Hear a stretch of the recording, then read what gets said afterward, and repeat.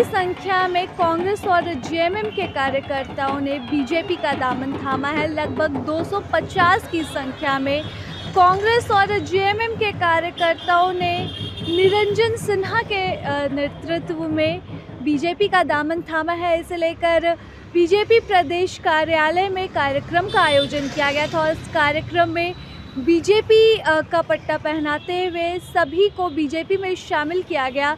इस दौरान कई बार हुए आरोप प्रत्यारोप का दौर चला। वहीं बीजेपी सांसद और प्रदेश अध्यक्ष दीपक प्रकाश का कहना है कि यह दर्शाता है कि किस तरह से सिर्फ जनता ही नहीं बल्कि कार्यकर्ता भी कांग्रेस और जेएमएम का असली चेहरा देख चुके हैं। इसलिए अब कार्यकर्ता भी जल्द ही ज्वाइन कर रहे हैं। सभी पार्टियां बीजेपी ज्वाइन कर रही हैं, सभी लोग बीजेपी ज्वाइन कर रहे हैं। ऐसे में आने वाले समय में 2024 के लोकसभा चुनाव हो या फिर विधानसभा चुनाव हो, इसमें कमल फूल खिलना तय है।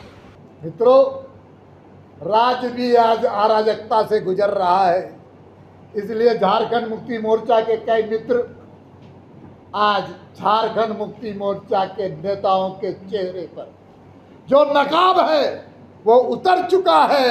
और उतर इसलिए चुका है कि हमारे आदिवासी भाइयों को अगर सबसे ज्यादा किसी ने ठगने का काम किया, बहलाने का काम किया, भ्रमित करने का काम किया तो सोरेन परिवार है। सोरेन परिवार दोस्तों, खनिज संपदा की लीज ली गई। खनिज संपदा की लीज कोई आदिवासी भाई को अगर हेमंत सोरेन देते तो मानते कि उनमें कहीं ना कहीं उनकी दिल में, दिमाग में, आत्मा में आदिवासियों का हित है।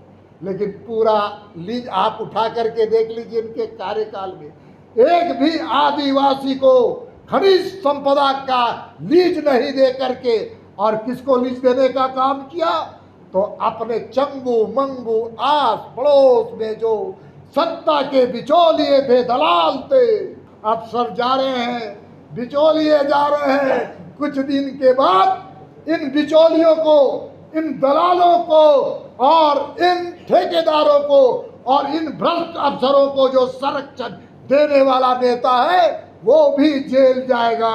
उसको कोई माई का लाल रोक नहीं सकता है। दोस्तों, जिसने झारखंड को लूटा है उसको झारखंड की जनता की चाहत है वो जेल जाए। दोस्तों, इसलिए मेरे ओर से शुभकामना।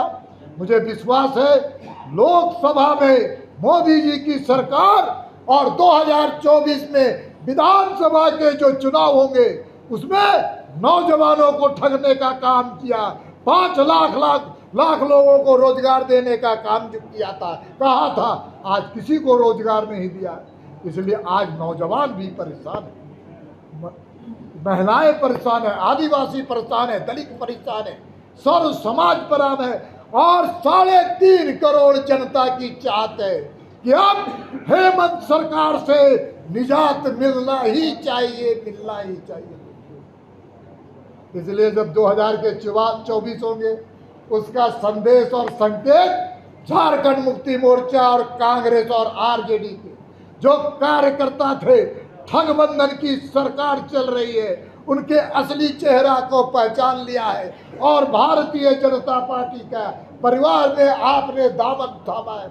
मुझे विश्वास है आपका जो प्रयास है सार्थक प्रयास है और आने वाला विधानसभा जो चुनाव होगा कमल फूल की सरकार बनेगी, कमल फूल की सरकार बनेगी। प्रभातखबर.com, विश्वास वही, रफ्तार नहीं।